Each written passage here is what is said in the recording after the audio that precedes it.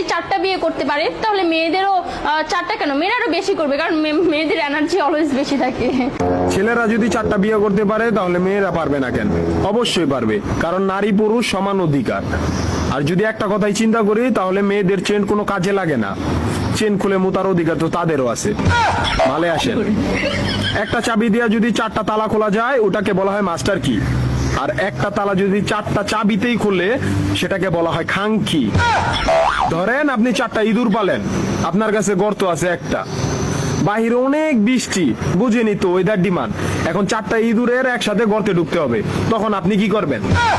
ধরলাম উপরে নিচে মিলাই আরো 2টা আছে, হ্যাঁ, তাহলে 4 নাম্বার ইঁদুরটা কই যাবো? কানের ফুটা দা না নাকের ফুটা দিয়া?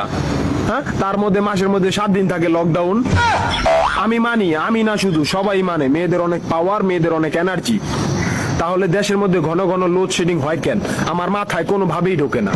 একটা ছেলে যদি 4টা বিয়ে করে, 4টা ঘরে যদি 10টা সন্তান থাকে, তারপরে বাপের নামে একটাই থাকবো। এখন আপনি যদি 4টা বিয়ে করেন, একটা সন্তান হয়, তাহলে বাপের নাম কি দিবেন? সলিমুদ্দিন, কলিমুদ্দিন, আনোয়ার, মনোয়ার, নাকি গড়ে মিলাইয়া জানোয়ার? আপনি কি নারী না ঢাকা শহরের লোকাল গাড়ি? 30টা সিট ফুল, 20 জন দাঁড়ানো, তারপরও বলে পিছনে সিট খালি, ওঠেন তাড়াতাড়ি, পিছনে সিট খালি, ওঠেন তাড়াতাড়ি। শুধু এই সমস্ত মেয়েদের কারণে পুরা নারী জাতির সম্মানহানি হয়।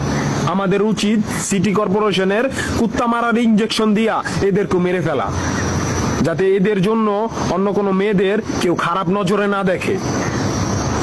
মারানি কোনানকার।